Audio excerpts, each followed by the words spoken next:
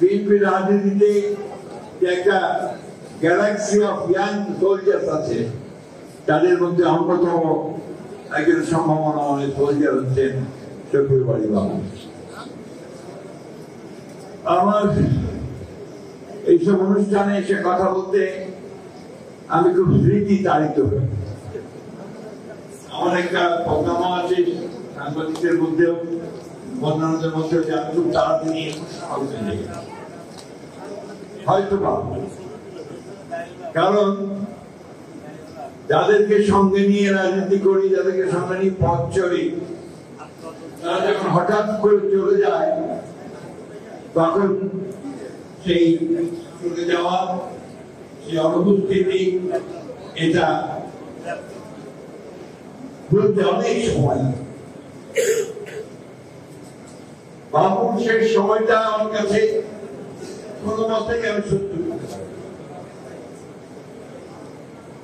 আমার কাছে মনে হচ্ছে সে বোধহয় সঠিক চিকিৎসাটা নিয়েও যেতে পারে। যদিও সেই সময়ে করোনা বা কোভিডের খুব ভালো চিকিৎসা আসেনি, সেই ট্রিটমেন্ট প্রোটোকল গুলো হাসপাতালগুলো থেকে সেইভাবে নিতে পারেনি, তারপরেও আমার মনে হচ্ছে আমাদেরকে ফাঁকি দিয়ে সে চুপচাপ চলে গেছে।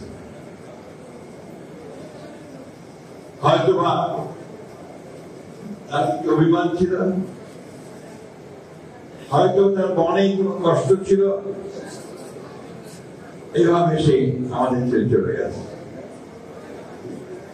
আমি আজকে এখানে দাঁড়িয়ে তার স্মৃতির প্রতি শ্রদ্ধা নিবেদন করছি, তার আত্মার মাগফিরাত কামনা করছি, তার পরিবারের সদস্য, তার স্ত্রী, তার ভাই, তার সন্তানদের প্রতি আমার সহমর্মিতা, সমবেদনা জ্ঞাপন করছি। প্রিয় ভাই ও বোনেরা, আপনাদেরকে আমি আন্তরিকভাবে ধন্যবাদ ও কৃতজ্ঞতা জানাতে চাই। আজকে এত গরমের মধ্যে আপনারা আজকে বাবুর জন্য, বাবুকে মনে করার জন্য এখানে বসে আছেন। যারা আয়োজন করেছেন তাদেরকেও আমি আন্তরিকভাবে ধন্যবাদ জানাতে চাই। যে এতদিন এই ধরনের একটা উদ্যোগ সম্ভবত নেওয়া হয়নি, আজকে যখন নেওয়া হয়েছে যে সময়টা অত্যন্ত উপযোগী সময়, কারণ এখনই বাবুকে স্মরণ করবার সবচেয়ে যোগ্য সময়। বাবু হচ্ছেন সেই জাতীয় নেতা এবং কর্মী যারা নিজের স্বার্থের জন্য রাজনীতি করেননি। বাবু সেই ধরনের একজন নেতা ছিলেন, যিনি গণতন্ত্রে বিশ্বাস করতেন, শহীদ জিয়াউর রহমানের আদর্শে বিশ্বাস করতেন, আদর্শকে বুকে নিয়ে আমাদের সামনে নিয়ে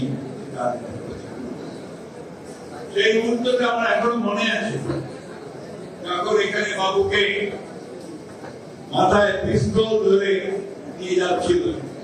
আমরা এখানে ফুটপথে একটা সভা করছিলাম, পুলিশ চাপিয়ে পড়েছিল, প্রেস ক্লাবের ভেতরে সহজে পুলিশ ঢুকতো না, সেই টিভি ঢুকে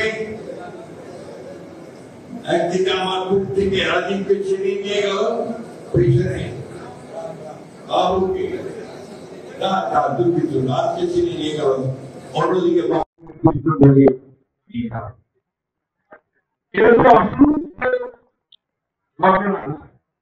আমাদের নেতা কর্মীরা অনেক ত্যাগ স্বীকার করেছে। আমি সেই জন্য গত পরশু একটা সভা করেছিলাম, গতকালই আমাদের আমাদের শ্রমিক দল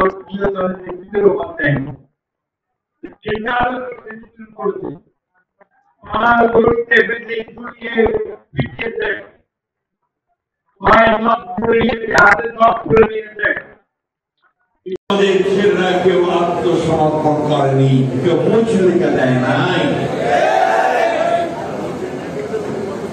হচ্ছে সেই জাতের নেতা যিনি তার কর্মীদেরকে সেইভাবে তৈরি করেছিলেন এবং নিজেও আত্মসমর্পণ করার মতো নেতা ছিলেন না। ওদের বাবা সম্পর্কে আমাদের সকলের একটু ভাবা মতো নেতা কর্মী বিএনপিতে খুব দরকার। আজকে চতুর্দিকে যখন তাকায় বাবুর অ্যাবসেন্স আরো ফিল করি। এই ধরনের নেতা কর্মী আমাদের দরকার, যারা নিজেদের স্বার্থের কথা চিন্তা না করে দেশ, দল এবং মানুষের কথা চিন্তা করে। বাবু সেই জাতীয় নেতা